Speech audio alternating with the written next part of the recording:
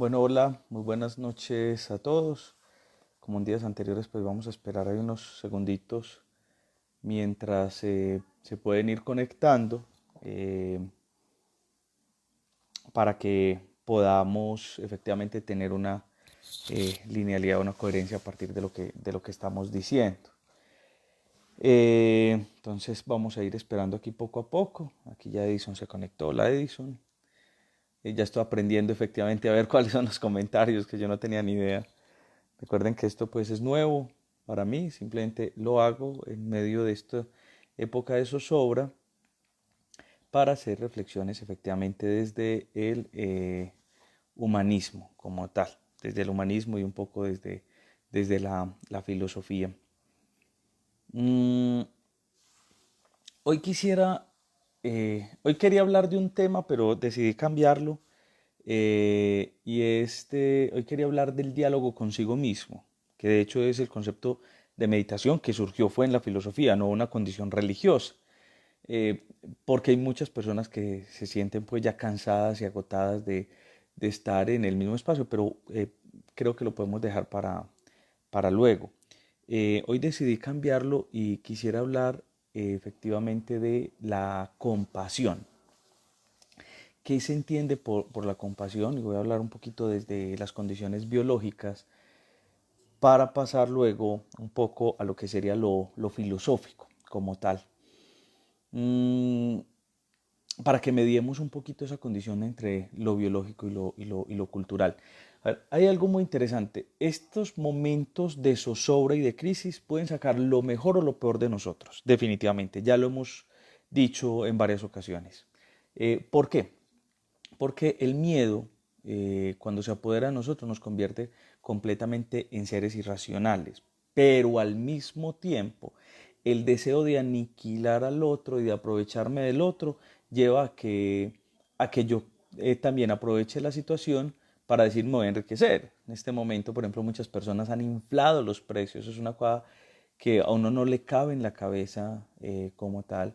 Muy triste y preocupante que personas se aprovechen de estas circunstancias para ganarse unos pesos más, 10.000 pesos, 20.000 pesos, así sean 2.000 pesos más. Creo que no es momento cuando efectivamente pues hay una recesión económica y cuando lo que se viene va a ser mucho más difícil. Por eso quiero hablar hoy de la compasión, porque si algo o si en algo podemos tener la esperanza, es efectivamente en el ejercicio compasivo que tengamos unos con otros, que tengamos efectivamente entre todos. Entonces, como les decía, esta crisis ha sacado, o puede sacar lo mejor o puede sacar efectivamente lo peor de nosotros. Es ya decisión nuestra que vamos a dejar florecer. Lo hablábamos ayer bajo el concepto de crisis. Es decisión nuestra que dejamos florecer efectivamente en medio de la crisis.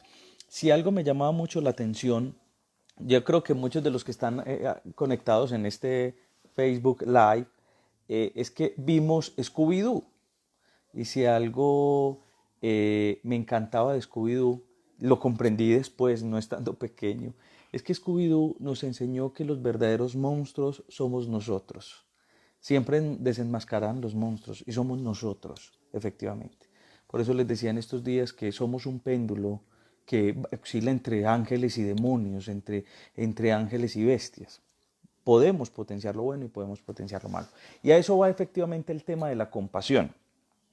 No voy a hablar mucho en términos filosóficos. La filosofía es feliz diferenciando todos los términos, sino que me voy a dedicar más a un filósofo español, se llama Jesús Mosterín, y él era más biólogo. De hecho, estudió filosofía, pero se dedicó a la biología. Era impresionante, murió hace poco. Y él tiene un texto precioso, para el que lo quiera consultar, es este. Se llama El triunfo de la compasión, nuestra relación con los otros animales, ¿cierto? Él se dedicó mucho a la biología. De hecho, les recomiendo un texto de él, lo pueden encontrar gratis en internet, es muy cortico. Para las personas que no les gusta la tauromaquia, como a mí, que no me gusta la tauromaquia, tiene un texto que se llama A favor de los toros, se los recomiendo. Está gratis en internet, A favor de los toros, de Jesús Mosterín.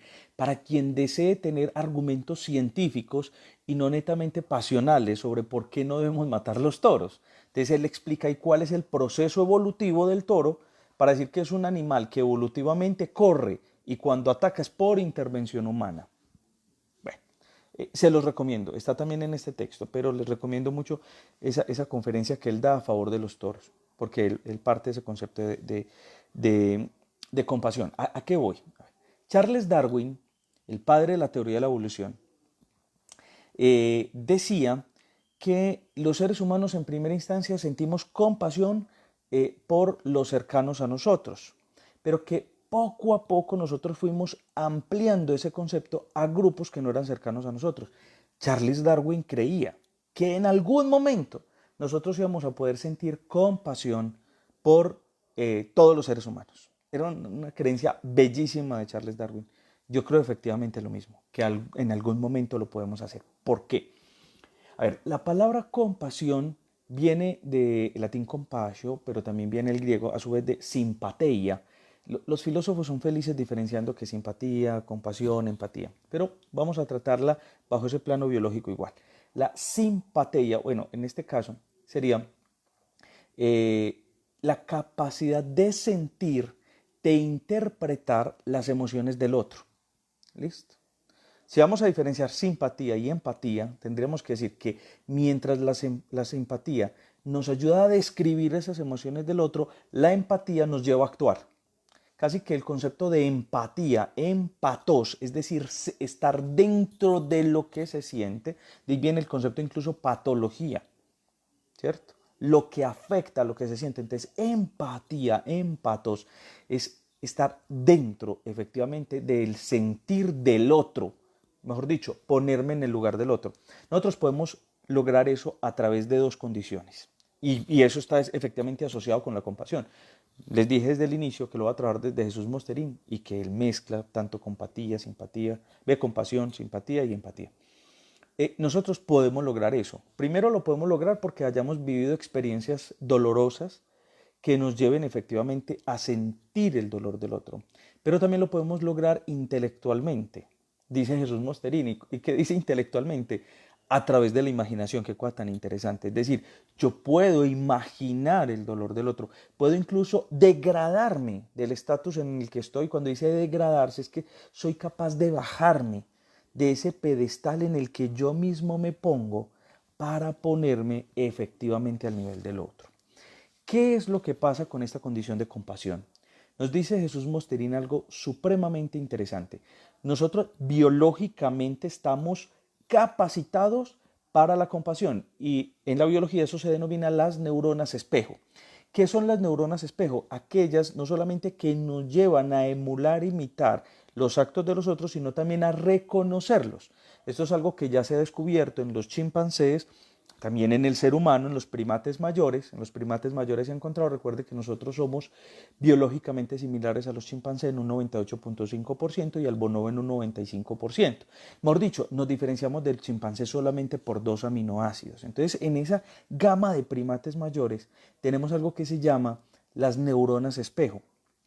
Esas neuronas espejo que están en el lóbulo, en la parte inferior del lóbulo frontal, es efectivamente lo que nos permite entender el actuar del otro, entender incluso cómo a través de la condición emocional podemos leer al otro. Miren, es tan interesante, las neuronas espejo son tan maravillosas que les voy a colocar un ejemplo práctico de la vida cotidiana de esas neuronas espejo. Nadie, todavía no sabemos científicamente por qué bostezamos, así de sencillo.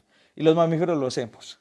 ¿Por qué bostezamos? No hay algo más contagioso que el coronavirus, el bostezo. Una cosa supremamente interesante, ¿cierto? Y el bostezo es una forma efectivamente de relacionarme con el otro. Mire, incluso escuchándolo, usted escucha que alguien bosteza o yo les estoy hablando del bostezo y más de uno posiblemente empezó a bostezar. Hay una prueba efectivamente de esas condiciones de las neuronas espejo. Gracias a las neuronas espejo, nosotros podemos sentir, podemos reflejar las emociones del otro. Me explico.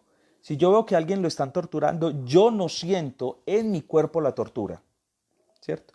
Pero sí puedo imaginar el dolor y sentir compasión con esta persona. Entonces, ¿qué nos dice a nosotros Jesús Mosterín? Gracias a las neuronas espejo sentimos compasión, pero nuestra compasión no es igual con todo, así de sencillo. Es decir, nuestra compasión es gradual, sentimos más compasión por las personas que están cerca de nosotros que por las que están lejos. Hubo una obra un dibujo que yo mantenía en mi celular, me tocó borrarlo, me afectaba muchísimo. No sé si ustedes recuerdan años atrás el niño ahogado en las costas de Turquía. Pueden buscar, esa foto es terrible, dolorosísima. O el papá con la hija ahogada ahorita en Río Grande, cruzando la frontera a Estados Unidos. Entonces un artista hizo un dibujo del niño ahogado. Colocaba primera escena, el niño ahogado, pues en la costa con el mar. Segunda escena se iba perdiendo el cielo, tercera escena se iba perdiendo el mar, cuarta escena se iba perdiendo la playa, quinta escena se iba perdiendo el niño, sexta escena desapareció todo y terminaba diciendo esta es nuestra conciencia moral en el siglo XXI. Y tiene toda la razón. Nosotros tenemos una conciencia moral de preocupación y compasión por los otros que está mediada solamente por los medios de comunicación. Entonces nosotros solamente sentimos dolor y tristeza mientras nos muestran estas noticias y luego nos muestran unas nalgas bellísimas porque terminan todas las noticias con entretenimiento y se nos olvidó el dolor. Entonces, Jesús Mosterín nos dice que sentimos más compasión por los cercanos que por los lejanos. Sentimos más compasión por un perro que por un pez. Así de sencillo, ¿cierto? Sentimos más compasión por mi perro que por otro perro. Entonces nos dice Jesús Mosterín, miren esto tan interesante. Tiene una base biológica, pero, ojo con esto, que está estimulada por estructuras culturales. ¿Qué quiere decir eso? Todos los seres humanos tenemos predisposiciones biológicas, pero no tenemos determinismos. Por eso yo puedo tener una predisposición biológica a ser obeso, pero no estoy determinado a hacerlo. Si tengo buen deporte, buenos estilos de vida, como saludable, lo que ustedes quieran, ¿cierto? ¿A qué vamos? A que nosotros tenemos una predisposición biológica para las neuronas espejo, pero depende de nosotros si las entrenamos o no. ¿Qué quiere decir? Que son los sentidos, las condiciones culturales las que nos llevan a ampliar efectivamente esa condición de compasión, de empatía con los otros.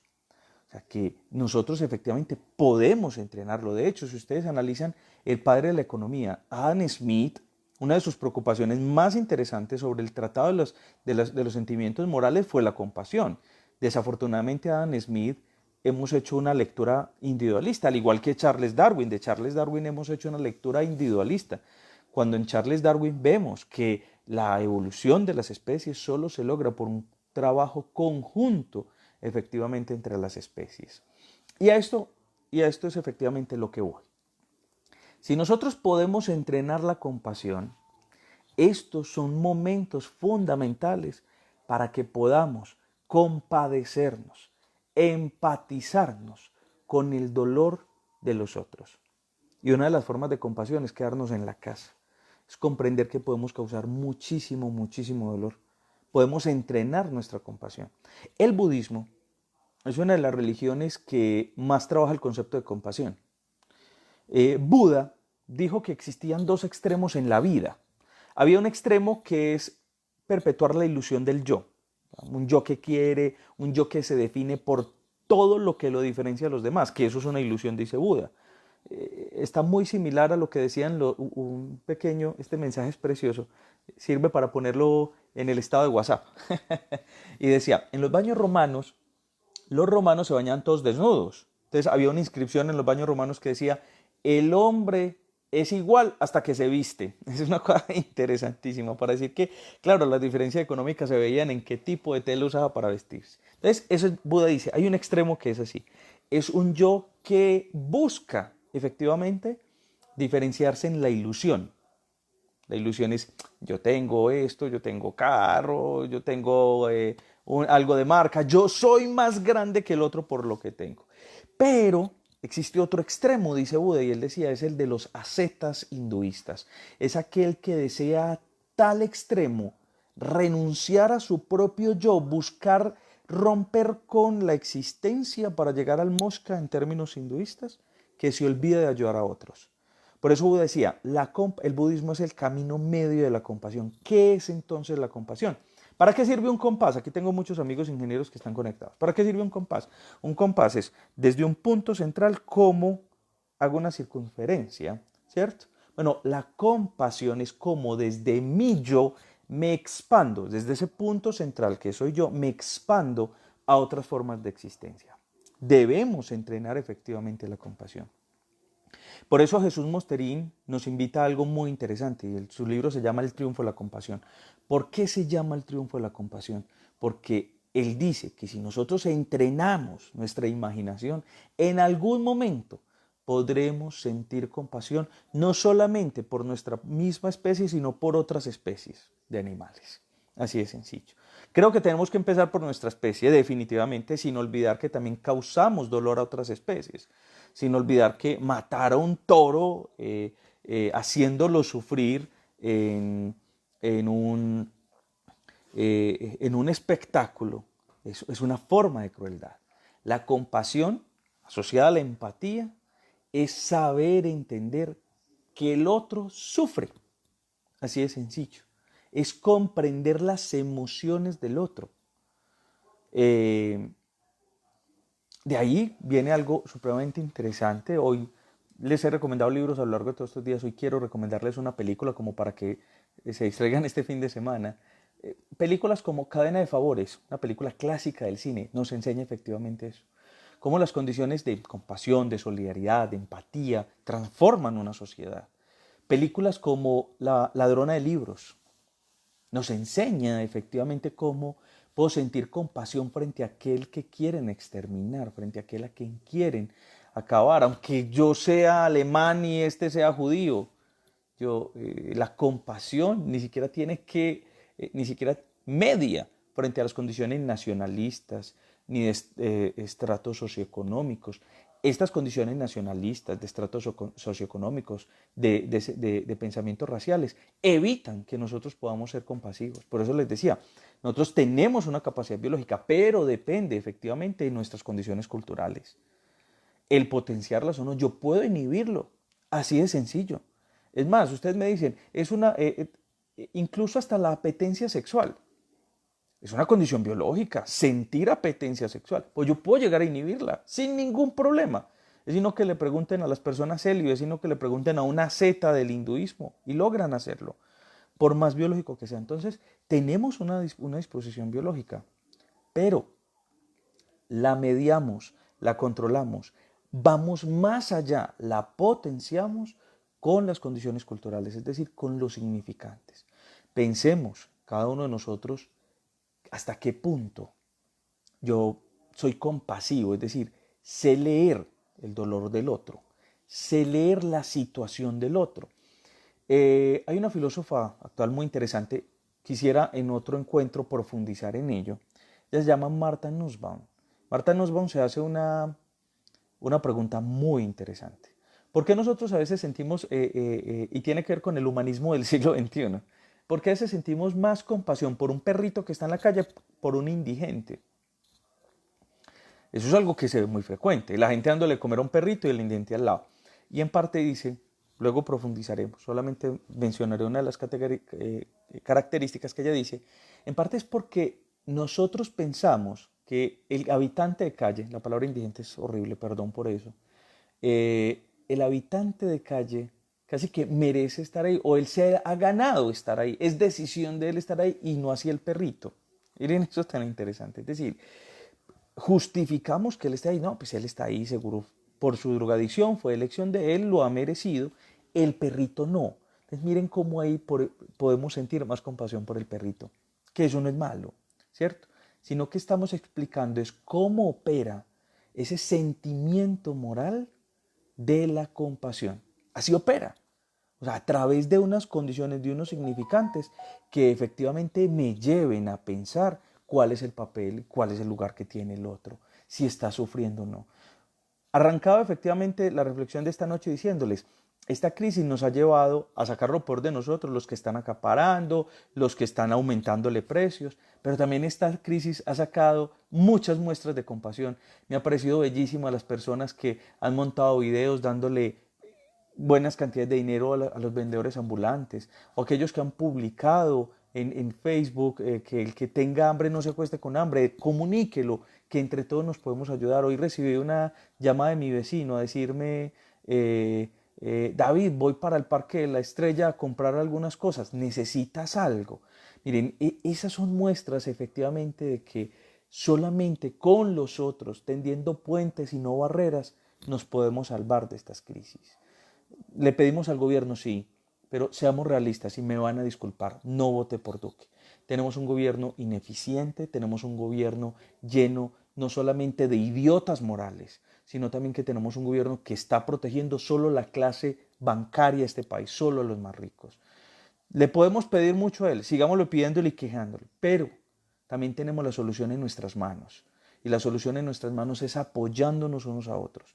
Siempre va a haber alguien en peores condiciones que nosotros. Yo sé que siempre nos estamos quejando, siempre queremos más. Jean-Paul Sartre decía, somos eternamente, un animal eternamente insaciable, insatisfecho. Siempre queremos más. Vea, la prueba de eso, los hombres más ricos del mundo y quieren ser más ricos cuando ni siquiera se podrán gastar toda la riqueza que tienen en sus vidas, gastándose todo lo que quieren, no lo podrán gastar. Es imposible que lo hagan. Entonces, a partir de eso es comprender, conocerse a sí mismo para comprender sus límites. ¿Por qué? Y aquí viene otro texto del que les quería hablar, muy bonito, que es un estudio también neuronal de este sentimiento. Se llama Culturas de la Empatía. Culturas de la Empatía. Y dice una cosa muy bonita, dice, la empatía es la capacidad que tengo de sobreponerme al límite hasta donde llego yo. De ir, hasta aquí llego yo. Y soy capaz de ir un poco más para poder atender y acercarme al otro. Hoy vemos médicos, enfermeras, las señoras del aseo. Yo creo que las señoras del aseo en las clínicas son las menos reconocidas en este momento, las que menos salario reciben, mal salario tienen y están arriesgando su vida ya limpiando todos los hospitales. Hoy ese ejercicio que vemos en enfermeros, en médicos, en las personas que están dispuestas a salir a mercarle a ancianos, en las personas que están dispuestas a salir a compartir sus mercados con otro, son personas que han logrado decir, mire, hasta aquí llego yo, ¡prum!, sobrepongo mi yo. Voy un poquito más allá y sobrepongo ese límite para poder estar en el lugar del otro. Pero ojo, no solamente como una condición intelectual, sino que se transforma en una acción. Yo quiero a muchos de los que están conectados felicitarlos porque he visto esas muestras de compasión. Quiero agradecerle profundamente a los médicos, enfermeras, señoras del aseo, los que manejan ambulancias, todos, los operarios, los de logística. Quiero agradecerle a aquellos que hoy, por ejemplo, reciben una invitación para darle dinero a una persona que está dispuesta a ir a mercar para visitar a las personas que él ya conocía que eran vendedoras ambulantes y llevarles mercado. Esos son los ejercicios más interesantes que hoy nos está mostrando también esta situación de zozobra. Entonces, por eso, o nos condenamos en ella y sacamos nuestra maldad, o empezamos a ser compasivos, empáticos, simpáticos con el dolor del otro. Recuerden que les dije que lo está hablando desde Jesús Mosterín. Yo no creo, y en esto estoy, hay un texto que es revolucionario en el trato de las emociones que se llama El gen egoísta de Richard Dawkins. Si bien no se centra en emociones, es revolucionario porque él sostiene que nosotros somos una máquina de supervivencia en la que nosotros ayudamos a los demás porque los necesito para yo sobrevivir. No voy a profundizar en esas tesis. De una vez les digo, no estoy de acuerdo. Creo que nosotros somos un poco más allá de que genes egoístas por nuestra capacidad de trascendencia. Porque somos un poco más o vamos más allá de esos genes egoístas. Ahorita está circulando una imagen de Margaret Smith, la verdad no sé si sea cierto, pero me llamó profundamente la atención. Un estudiante le pregunta a la antropóloga, ella es de la escuela, se criticó toda la escuela de Chicago, una antropóloga increíble. Margaret Smith, le preguntaron a Margaret Smith, reitero, no sé si sea cierto, pero igual si no es cierto, esta historia es bellísima. Un estudiante le dijo, Margaret Smith, ¿cuál es el mayor signo de civilización? Y creyó el estudiante que Margaret Smith le iba a decir que un cuchillo, que la elaboración de la rueda, que la elaboración de alguna herramienta. Y Margaret Smith dijo, el mayor signo de civilización, y por eso no estoy de acuerdo con Richard Dawkins, es el de un hueso roto que esté curado. ¿Por qué? porque fue la capacidad de solidarizarnos, de sentir compasión, de tener empatía, de ayudar al otro, de que el otro no puede ser útil en ese momento en esos términos utilitaristas que tanto nos habla hoy el mundo actual, sino que me detuve para que se quedara sentado, el llevarle alimento, el dejarlo quieto, el no esforzarlo. Él dice Margaret Smith, ese es el mayor signo de civilización del ser humano. Y por eso está asociado a lo que decíamos al inicio, que yo lo creo con Darwin, que Darwin creía que efectivamente la compasión iba creciendo cada vez más. Él no sabe por qué, pero él sí tenía esa tesis de que la compasión iba, que se había reducido primero a los familiares y luego pasó a mayores grupos. Yo creo que algún día podremos romper esos conceptos nacionalistas para empezar a sentir compasión, no solo por la especie humana, sino también por los animales. Y no solo por los animales, sino también por el medio ambiente. Porque la compasión, curiosamente, es un ejercicio en el que hay una jerarquía, hay alguien que es superior frente a alguien que está en una condición de inferioridad, es decir, está vulnerable. Por eso el vulnerable no siente compasión por el que está en una condición, digámoslo, de superioridad.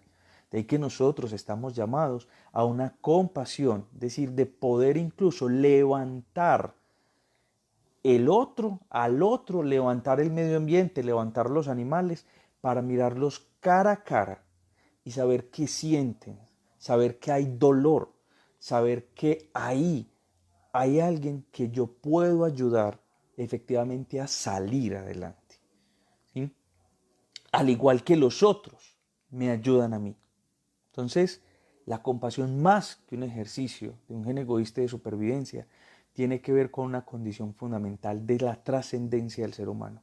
La capacidad que tenemos de imaginar circunstancias, la capacidad que tenemos de poder ponernos en el zapato del otro, aunque eso suene muy romántico y muy cliché, y eso se logra con la imaginación. Y termino con esto. Filósofo Kant, el que he citado mucho, atrás está el cuadrito de él, ahí está el rostro de él, me lo regalaron mis estudiantes del grupo de estudio, a quien les agradezco mucho. Decía una cosa muy bonita: todos los seres humanos tenemos la capacidad metafísica, es decir, de pensar por allá cosas voladas. Eso no sirve para la ciencia, dice él, eso no sirve para sentar qué es el conocimiento, pero sirve para algo muy bonito, para fundamentar la moral, dice Kant. Es decir, podemos imaginar lo que quiera, para que moralmente podamos y sepamos cómo actuar con el otro. Es decir, que entrenemos nuestra capacidad imaginativa, entrenemos la capacidad no solamente para salir de esta crisis con dinero, no, entrenemos nuestra capacidad imaginativa para que de esta crisis salgamos con los otros y en conjunto. Solamente que nos falte uno causará dolor. De las cosas más duras, y se los decía en estos días, y me parte el alma y se me arruga, el decir que esta enfermedad solamente mata al 1 o 2%, pero es que ese 1 o 2% es mi mundo, es mi realidad, y está en los cercanos, en mi abuela, en mi mamá, en mis tíos, en mis vecinos. Entonces tengamos una capacidad imaginativa para sabernos vincular con nosotros. Juntos podemos salir de esto. No nos aprovechemos de la situación. No seamos egoístas. Sepamos trazar puentes para vincularnos al dolor de los otros, a la realidad de los otros. Si saben de alguien, intenten mediar un poquito ese dolor. Juntos podemos. Mi papá me enseñó algo muy bonito. Mis papás son campesinos, por cierto. Mi abuelo era campesino también. Mi papá era campesino. Estudió como hasta tercero o quinto de primaria. Pero en el pueblo teníamos una tradición. Yo soy de pueblo, un pueblo bellísimo llamado San Roque, lo más hermoso que hay. Los invito a conocerlo después de esta crisis. Y recuerdo algo muy bonito. Los domingos no se hacía comida para las 4 personas que vivíamos, sino que se hacía comida alrededor para 10 personas. Incluso más, porque mi papá tenía un vicio, que se encontraba un campesino en la calle que no había almorzado y se lo llevaba a almorzar. Entonces un montón de gente llegaba. Antes yo recuerdo que mi mamá no paraba de hacer el almuerzo todo el día, porque decía que donde comían dos, pues comían tres, cuatro, cinco, seis, siete, ocho. Tenemos miedo que nos acabe el papel higiénico. Yo sé que si usted regala 2 o 3 de esos rollitos, no se le va a acabar. O sea, siempre con los otros podemos salir adelante. Imaginemos un mundo mejor. Y ese mundo mejor no es mi mundo mejor. No es cuando yo tenga la mejor casa, cuando yo tenga el mejor carro. El mundo mejor es cuando en conjunto podamos vivir una no igualdad, eso no es posible, nunca ha existido, sino una equidad que nos permita sabernos seguros con los otros y no inseguros. Luego lo ampliamos. Tengo 5% de batería, se me va a apagar. Gracias por escuchar esto, pero lo más importante, no son verdades, son puntos, reflexiones filosóficas, humanistas, solamente para pensar en algo distinto en estas épocas. Los invito a ver estas películas, a leer los textos, a ponernos en el lugar del otro, a crear un mundo mejor. Y si podemos, solamente nos falta soñarlo. No es la jaula de hierro que les decía en estos días de Max Weber, la imposibilidad de pensar un mundo mejor, sino que estamos abiertos a una infinidad de mundos. Solamente nos falta ponerle ganas, echarle ganas y trabajar en conjunto, compasivamente con los otros, para saberlos levantar de la miseria, del dolor en el que están y de esa manera mirarnos cara a cara y poder hacer algo fundamental con los demás, sonreír. Y eso solamente lo podemos hacer cuando podamos mirar a los ojos al otro. Y los podremos mirar a los ojos al otro cuando lo levantemos del dolor, de la miseria, de la desigualdad en la que se vive. Un fortísimo abrazo y feliz noche.